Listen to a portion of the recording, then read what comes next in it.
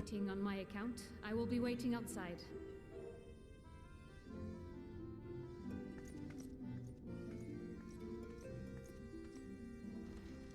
Why not speak in here? She knows I don't mind. Unless she didn't want to.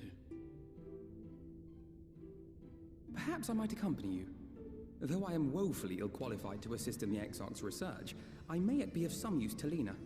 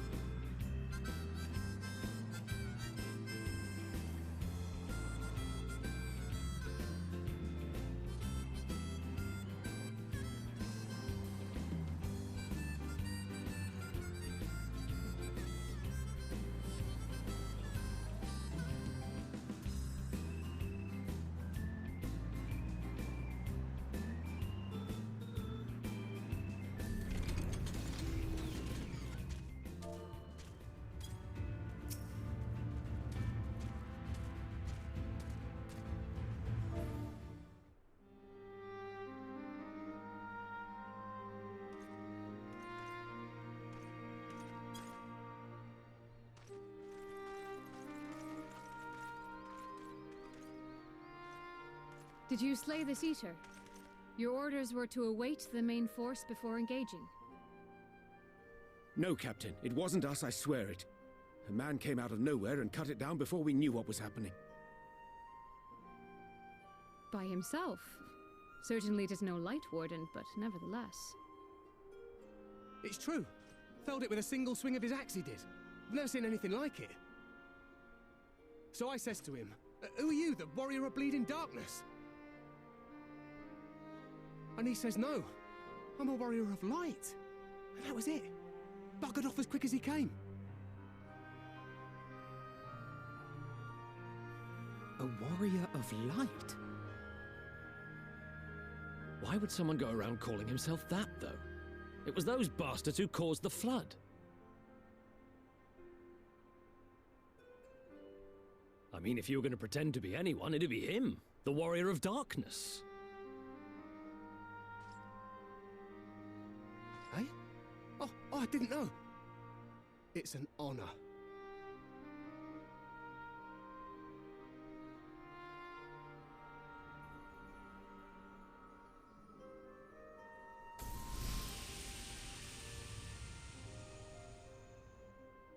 Since the Eater is no longer a threat, our work here is done.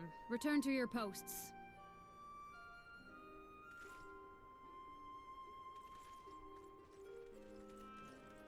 I had hoped to fight at your side today.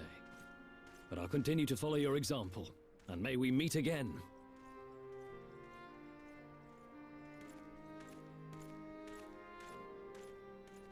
I apologize for the wasted journey. It seems I overestimated the threat. As for this warrior of light, I do not know who would be brazen enough to take that mantle for his own. Whatever it may once have meant, it is forever tainted by the association with the Flood. The Exarch told me the truth of Ardbert and his comrades' deeds, and I am aware they played some part in your own triumph. But to most, they are synonymous with the calamity that befell this world. Still, if this man is minded to destroy Sin Eaters, I may forgive him his unfortunate choice of alias. But that is neither here nor there. I thank you for accompanying me. With that concluded, shall we return to the CRYSTARIUM? There is a proposal I should like to make.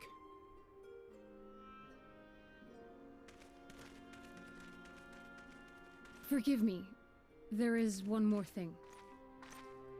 A personal concern of mine. I had hoped you might have a moment to speak privately. Take your time. I shall go on ahead.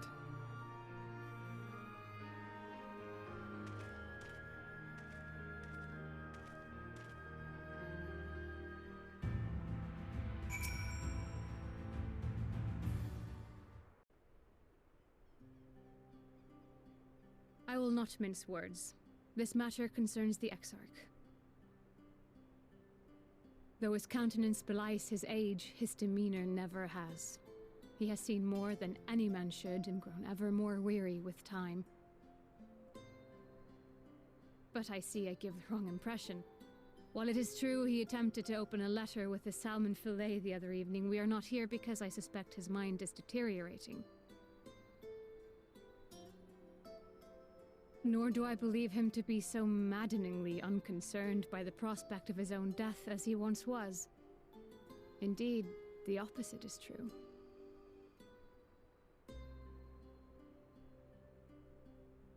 It is for this reason that I seek your advice. Since he returned from the Tempest, the Exarch is not as he was. He seems a different man. A younger man. I know not the details of his research, but when I saw him at work recently, there was a glint in his eye that I had never seen before. He looked happy. It was as if he had peered into the future and for the first time found joy there. Though it gladdens me to see him thus, I wonder if I should not keep my distance. I fear that my presence will only anchor him to the past, remind him of all the pain that came before.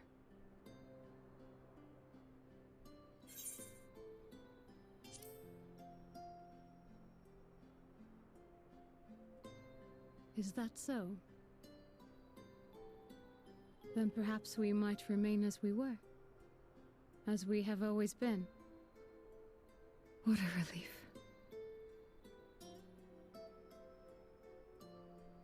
In that case, I will have to speak with him about the amount of time he is spending at work. This research is important, I know, but if he refuses to consider his own health, I will have to consider it for him.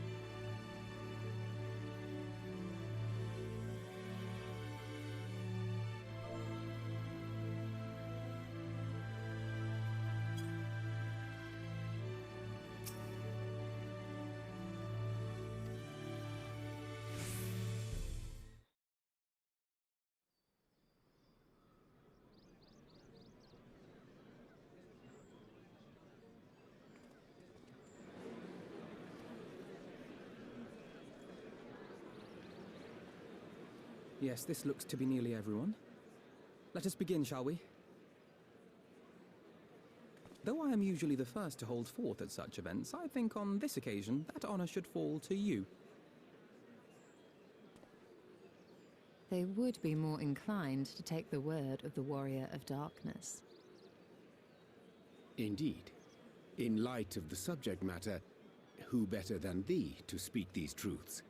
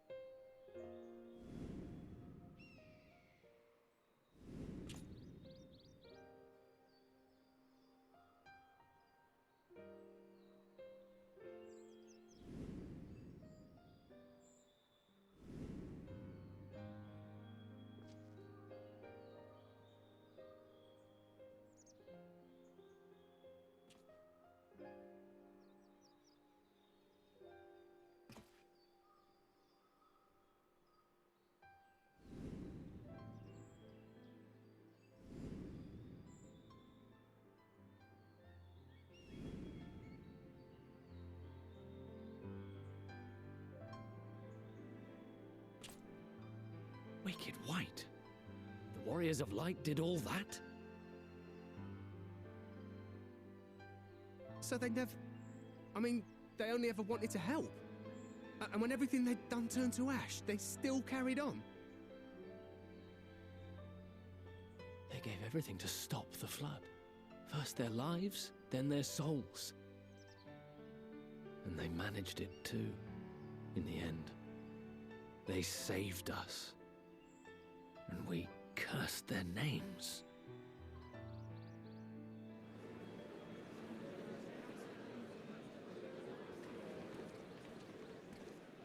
This should go a long way towards clearing the air.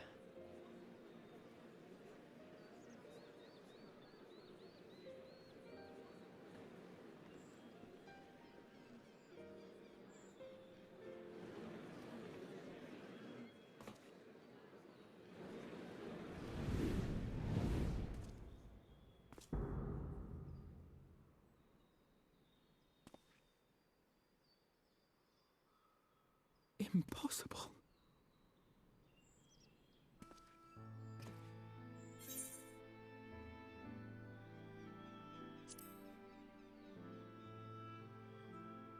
I definitely see something.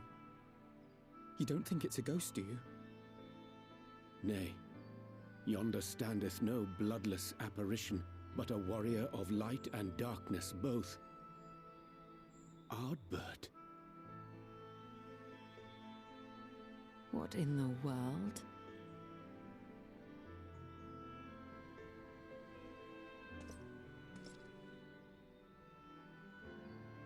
It's you! The one who slew the Eater!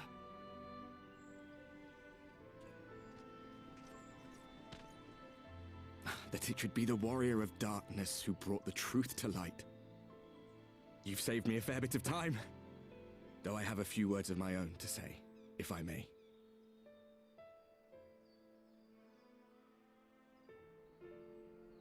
People of the CRYSTARIUM, I am Ardbert, one of those you know as a warrior of light. That's impossible. You should be dead. Aye, that I should. But as the world has been given new life, so too have I. I know not why I, and I alone, have been gifted this chance. But I do know this. Only by the will of the star itself could such a miracle come to pass.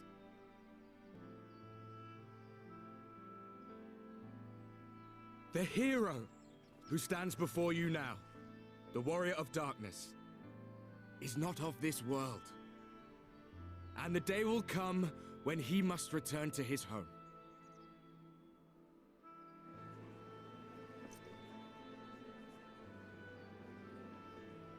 But this land is our home. And if it is to remain so, now and forevermore. It is we who must protect it. The time to rely on saviors from afar has passed. It is you who must rise. You who must become the new warriors of light. What? Us? Warriors of light?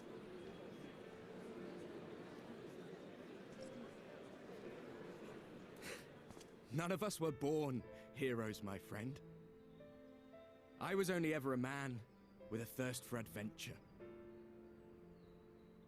But wherever my journeys took me, I was invariably confronted with the same choice. To lend what aid I could to those in need, or not. And I always chose the former. Any one of you could do the same. All you need is the will to help your fellow man, and the resolve to see it through.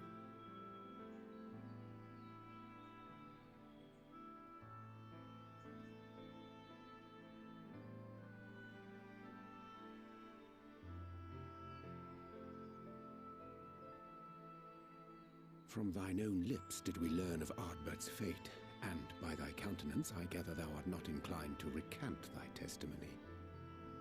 Yet whosoever this man may be, his words hold truth and resonate with the citizenry besides. For us to voice our doubts here and now would serve but to sow disquiet. 'Twere better we retired unto the ocular and there discuss this matter in private. Go. I will stay here and watch.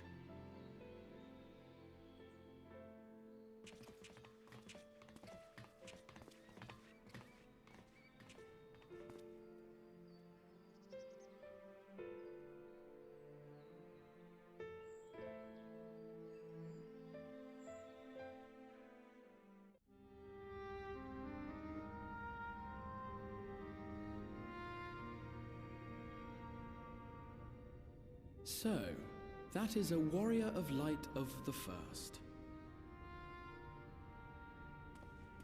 I've not had the pleasure of making his acquaintance, but as you all seem to be in agreement, I gather this is no simple case of mistaken identity.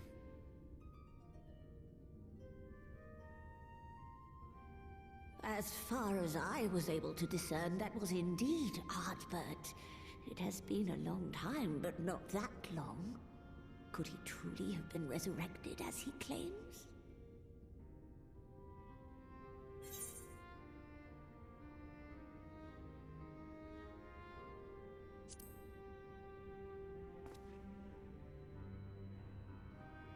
Ardbert did entrust his very soul unto thee. I see no reason to question thy judgment.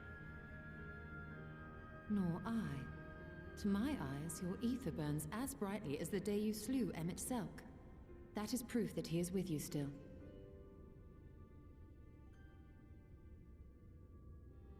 Yet that which standeth now before the people is far more than a passing imitation. I am reminded of the cardinal virtues, though a sin-eater he is not. Which leaveth but one plausible explanation. That he is an Ascian.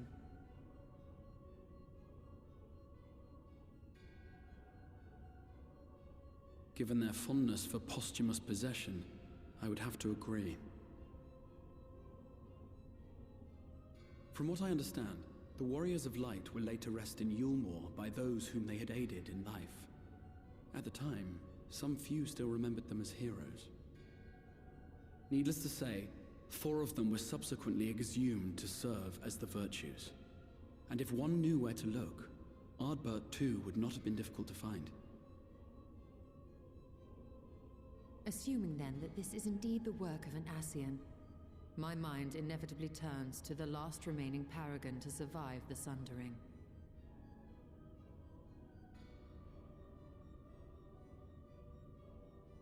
Elidibus.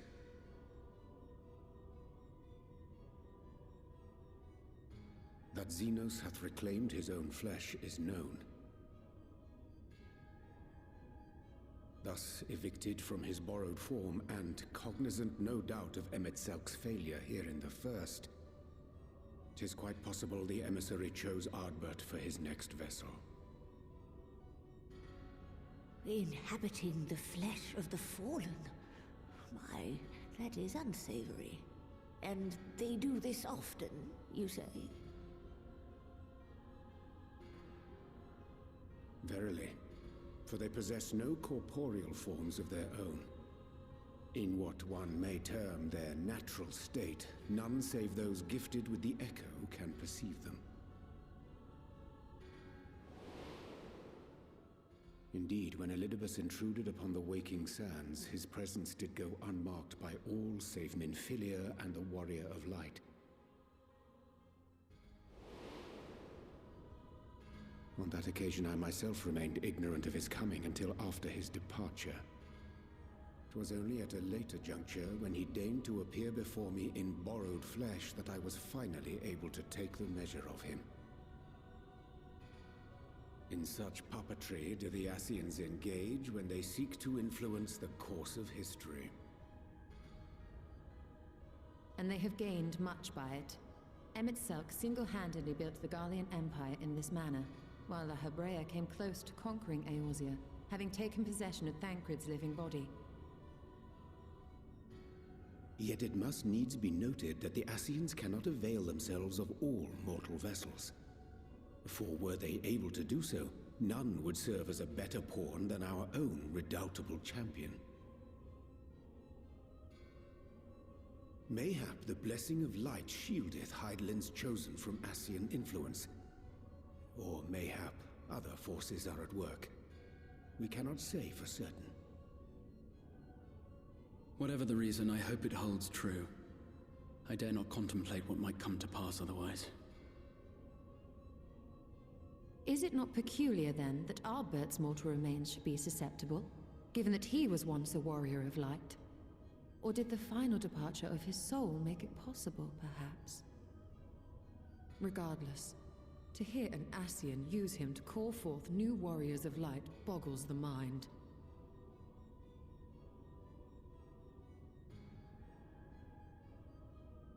Elidibus hath ever been an enigma, his ostensible purpose being to preserve the balance between light and dark. When he made overtures towards me, however, I was afforded a glimpse behind the mask of the self-appointed emissary.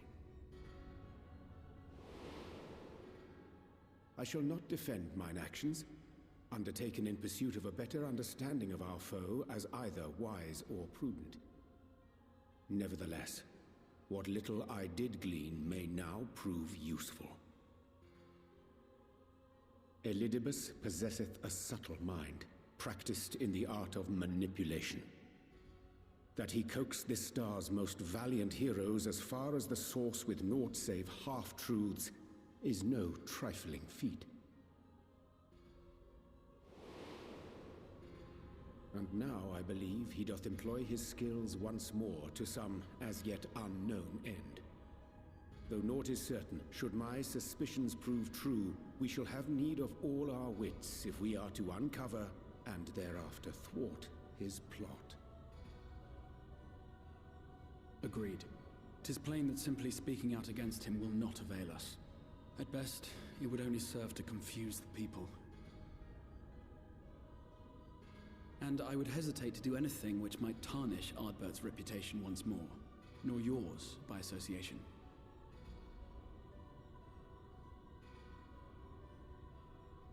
That being the case, it may be wise to keep a covert eye on this Ardbert's movements, as we attempt to discern his purpose and how best to mitigate his influence.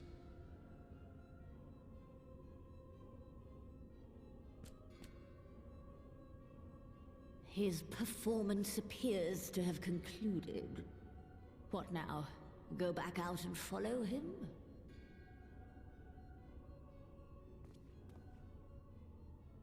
'Twould appear Master Alphino already hath pursuit in mind, and I suspect one pair of eyes shall better serve our cause than half a dozen.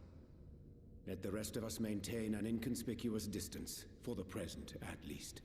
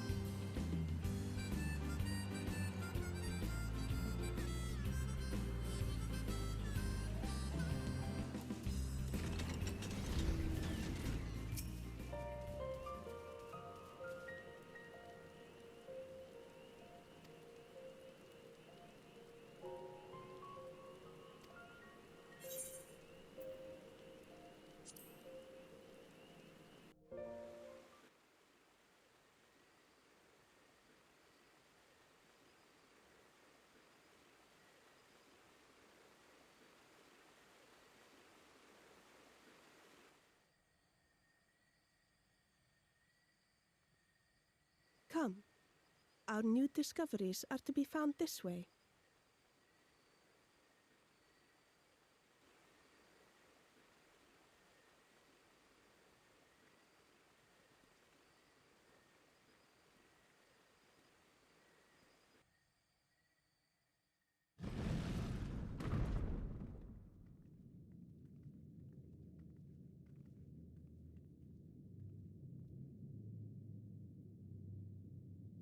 The people of Ronka are known to have venerated animals, but these features do not match those of any indigenous species. This is no common beast. Though that much is plain from its proportions. Lifelike, is it not? One could almost imagine it breathed.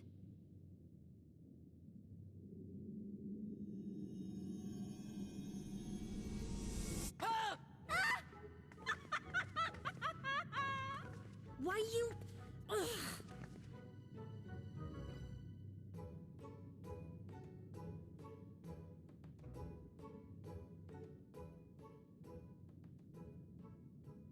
This owl, by contrast, seems no different from the others we've seen.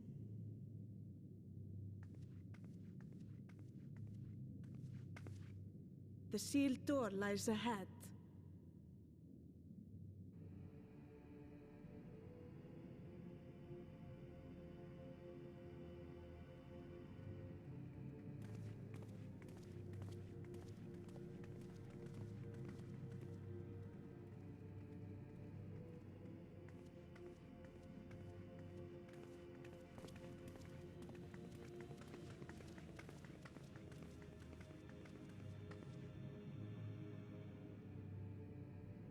As you see, one statue is missing. I expect we are meant to replace it as before.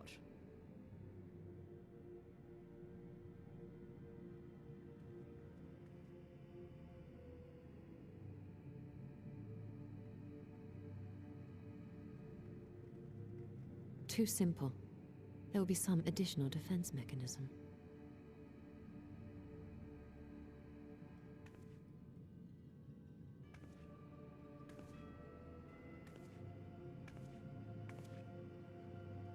Just a moment. There are words carved into the stone.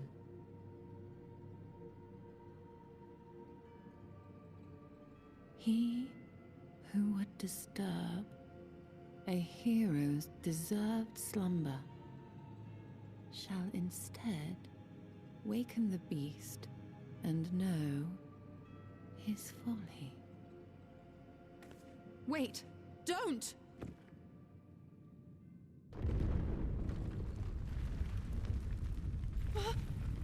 What?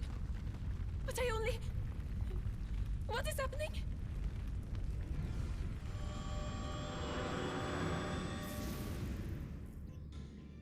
Oh no, oh no, oh no, oh no, it lives! Why am I not surprised? Prepare yourselves.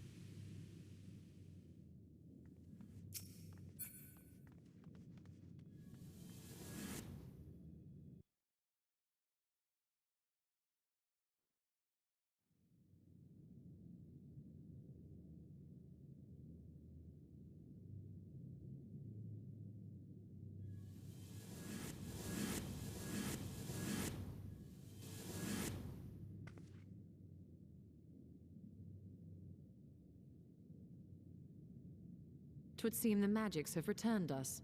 How polite. Now, what have we learned? Ah, we were bound to run into a living statue eventually. And now we can open the door.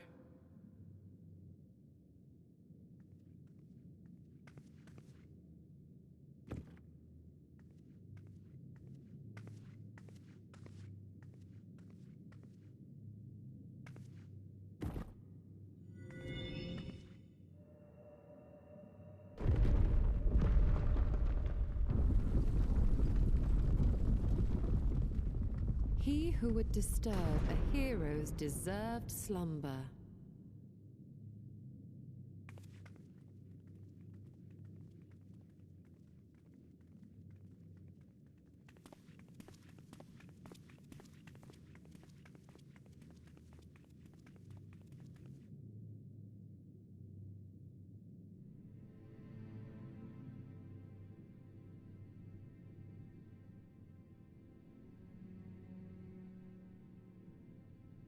A tomb, just as I thought.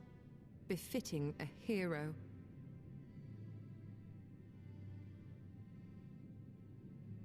She is Vis. Could it be the Archmage Tiuna?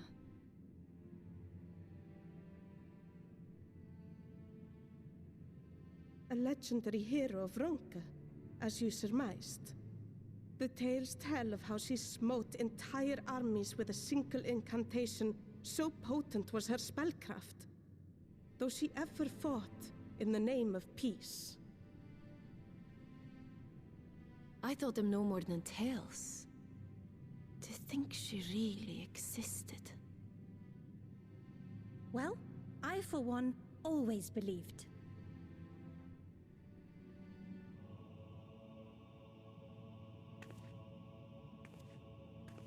I wonder. By the light of fallen stars, great power awakens. Tiuna was not only a master of spellcraft. It is said she could see truths long lost and hear the voices of men's hearts.